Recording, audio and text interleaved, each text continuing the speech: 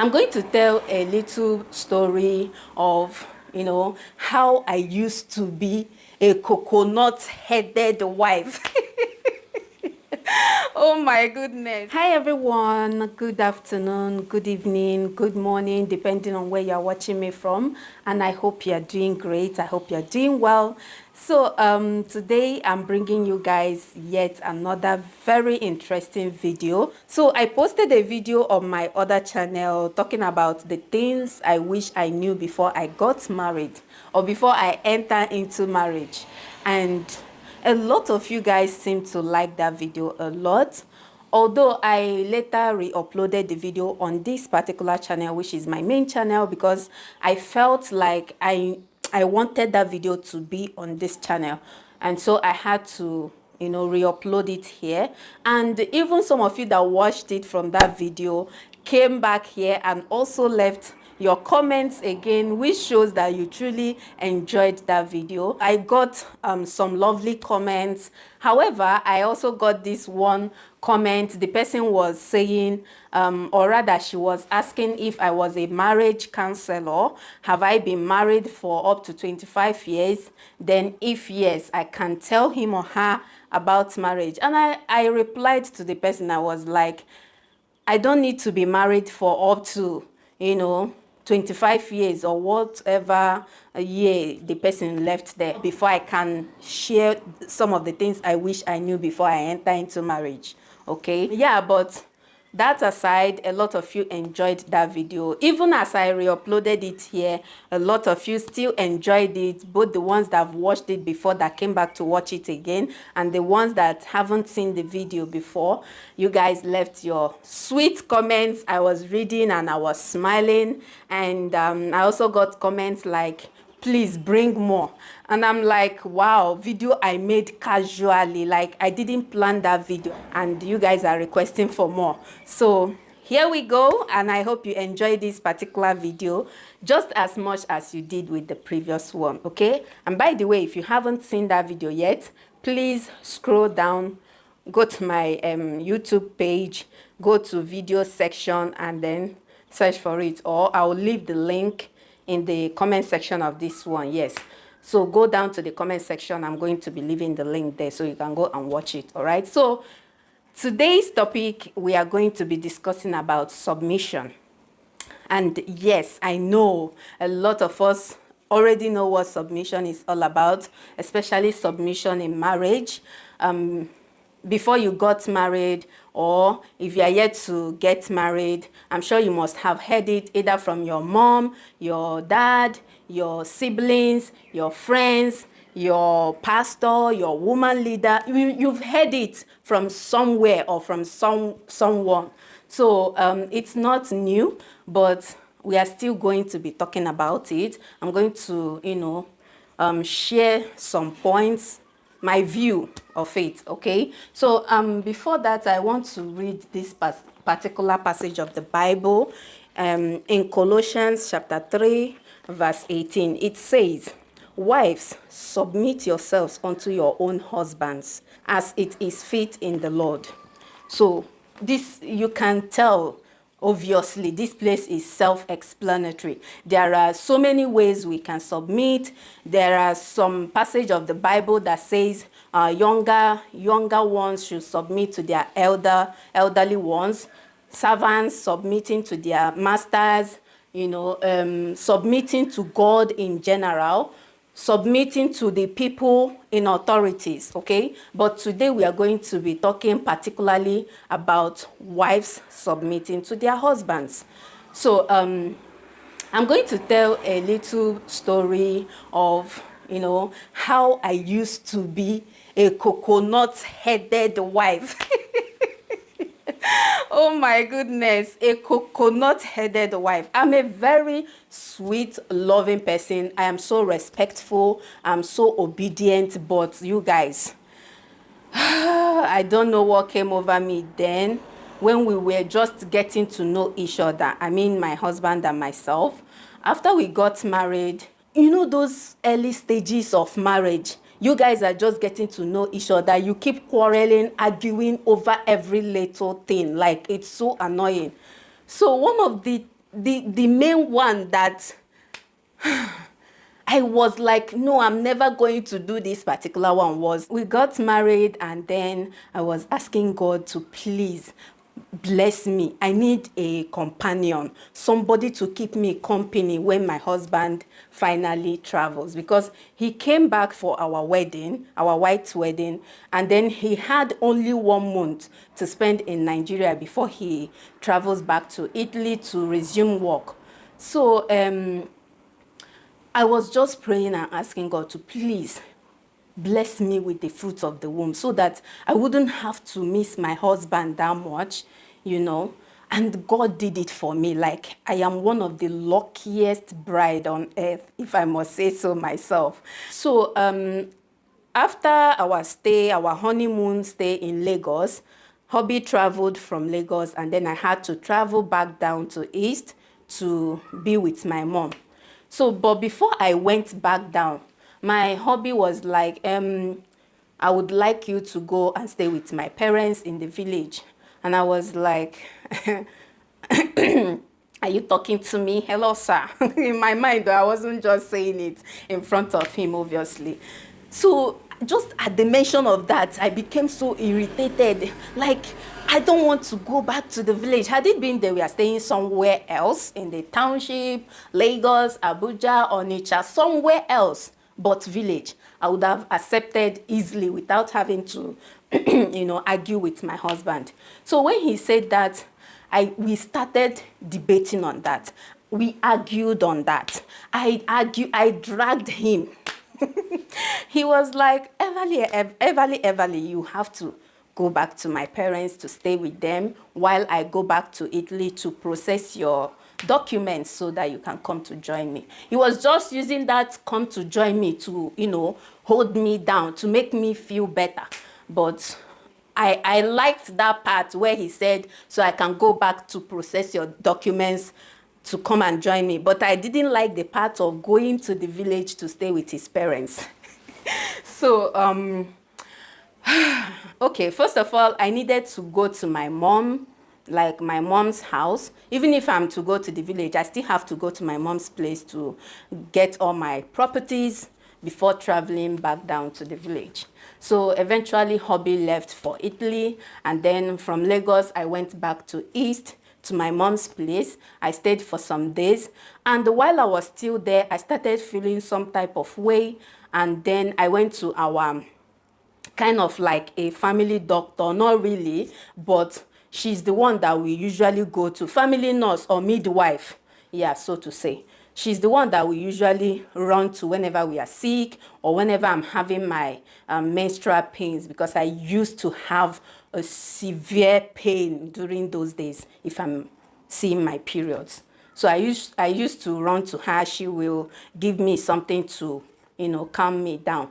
So I went to her and I was explaining to her how I'm feeling, and she had to run some tests on me, and then she gave me a pregnancy test strip. That was my first time ever touching that thing. So I had to, I know this story is getting long, but please, I want to tell this story, okay? I'm in the good frame of mind to tell this story. So she gave me that. She told me how to use it. She gave me instructions, and it's also written on the manual there, or rather on the pack, how to use it. So I think I had 2 days left to travel back to to the village. After all the gra I did, after all the coconut head, after all the, you know, dragging and denying and arguing and all that stuff, I still had to go back to village. So I think I had 2 days left, and she said I should go with that pregnancy test strip, and then I should do the test once I get to the village, because I also told her that I'll be traveling so that she will not be looking for me if in case it turns out that I'm pregnant, or even if I'm not, she will still need to know what is going on with me. So I traveled eventually. After cry, after everything I did, I had to still travel back to the village. And I got there, I did the test, and I found out I was pregnant. And I called my hubby, I shared the good news with him, I shared the good news with my mom and with my parents-in-law as well. In fact, they were the first people to know before even my mom. So we're all happy. And why I'm bringing this story is, had it been I succeeded in convincing my husband not to go back to the village to stay with his parents as he wanted it to be, I wouldn't have gotten the opportunity to meet these amazing souls like you guys. My parents-in-laws are the most kind people I've met in my life. Like, they welcomed and treated me like their own daughter. Like, the treatment these parents gave to me, they treated me like a last born. You know how they treat last borns in the family? That was how they treated me. They cherished and loved me. They tolerated all my excesses. When I say excesses, I mean like during those my first trimester, my mother-in-law saw me, like I gave that woman headache, but she never complained. She was just bearing everything I was doing there, throwing up. She will clean it up. She cooks for me. She pampered me. Oh my God. That's why I will never forget her. Okay, it's only her now because my father-in-law is no more. So she's the only one we have now. So I don't joke with this woman. I do not play with her for me. Or be with me. So I traveled and I got to meet these personalities, these awesome personalities. Had it been I refused, I wouldn't have had the opportunity to meet these amazing parents-in-law. I wouldn't have. But because I later submitted, even though I did not submit with my whole heart, with my, you guys know what I'm trying to say. I didn't submit because I wanted to submit. I was forcefully submitting. I was forcefully doing the submission. You understand? But that gave me the opportunity to meet them. Because I used to be this young lady that, out of ignorance and because of what people have been saying about mother-in-laws and some of the things they show in Nigerian movies. I used to watch Nigerian movies a lot those days. Some of the things they do in Nigerian movies, you will hate mother-in-laws and you will even wish that you marry a man that his mother is no longer alive. It got to that point, you know. But it's oh my goodness, it's not actually like that, although there are some, bad parents-in-laws, especially when they don't want you to marry their son. You are going to suffer in that family. But I'm very lucky. I'm such a lucky woman, okay? So you see what submission has cost me. Had it been I persisted and, after all, I might just be like, after all, my husband has left. He will not be here to monitor me up and down. He will not be here to control me and tell me what to do. Let me stay with my mother. Nothing will happen. Maybe he would have stopped the procession of my documents. Maybe the marriage would have dissolved. Who knows? I don't know. I'm just saying, Also, I wouldn't have gotten the opportunity to meet these amazing parents-in-laws. So, what am I trying to say? No matter what, ladies, submit to your husbands. It gets why. When you submit to your husband, when you obey your husband, when you respect your husband, you will definitely reap the benefits, the good one, good benefit. You will enjoy your marriage.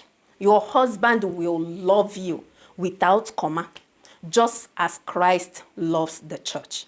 Your husband will love you so much more that whatever you ask him to do, he will do it without even thinking. Sometimes he will be behaving like a baby just to please you. Do you know that some women have gotten the love and the attention of their husband to the extent that some people are now gossiping, saying that this woman is using juju on this man. The woman, she's using otomobo to tie the man down, that the man is in the bottle. That's why she's controlling her anyhow she likes. The man is just behaving like a fool. No. Most of the times, it's just submission, respect, and obedience. It doesn't only end in love. I love my husband. I love my husband. No. I give it to him whenever he wants. I give it to him however he likes. No. Even if you guys are enjoying the however he likes and whatnot, once there is no respect, no submission, no obedience, that marriage will be shaking. So what I'm trying to say is that submission is paramount in every marriage. In every marriage. Without submission, that marriage, believe it or not, may not last. It may not last. Okay? My husband, anything I open my mouth now to beg him to do for me, my husband is everly ready to do it for me. And it's not because I tied him down with automobile. It's not because I'm using juju on him. No. It's because I respect, I submit, and I obey my husband. We play a lot these days. Those days we used to argue. Like every little thing we argue. Every little thing we must argue. The only thing left for us to do then was to, go physical. Shebi, you want to challenge me? You want to tell me that you married me instead of me being the one marrying you? I'm going to show you Pepe today. And we as women will be blabbing, typing with our mouth. If you touch me now, I will call the human rights. I will call police for you. You know we can brass. We know how to bra bra bra bra. So guys, I really don't want to dwell much on this. This passage of the Bible is so much self-explanatory, okay? Practice it. If you don't know how to submit, read about it. Or you can seek counseling. You can ask questions. My husband and I will live happily now. Even if we argue, the next minute we are chatting, we are laughing as if nothing happened. Meanwhile, those days when we argue, days and days will not be in good talking terms. We'll just be carrying faces. Sometimes I find it difficult to tell him good morning in the morning. It's oh my goodness. It is the hardest thing to say, good morning, when we are quarreling. But now, we have come to that level where we have understood ourselves better. We've learned a lot of things in the process of this marriage. Okay? So marriage is beautiful. It is awesome. It is challenging. Marriage is challenging, I must say. But when you meet the right partner, you will love and enjoy marriage. So I urge you to go out there. Get that man, submit to him, obey him, respect him, give it to him the way he likes it. And love will be your limit. Does that make sense? Guys, please, I hope you enjoyed this video. I hope you've learned a thing or two, and please don't forget to click the like button if you've enjoyed this video so far. Share this video as well. Subscribe to my channel if you haven't done that yet, because I don't know what you're still waiting for. Do I need to get what do you want me to do for you before you subscribe or click the like button? It's not difficult now. Just click it. Click it. All right, guys, thank you so much for watching this video. I really had so much fun filming it, and I hope you enjoyed watching it as well. Let me know what you think about submission in the comment section below, and let's have some more discussions down there. See you all in the next one. Bye, guys.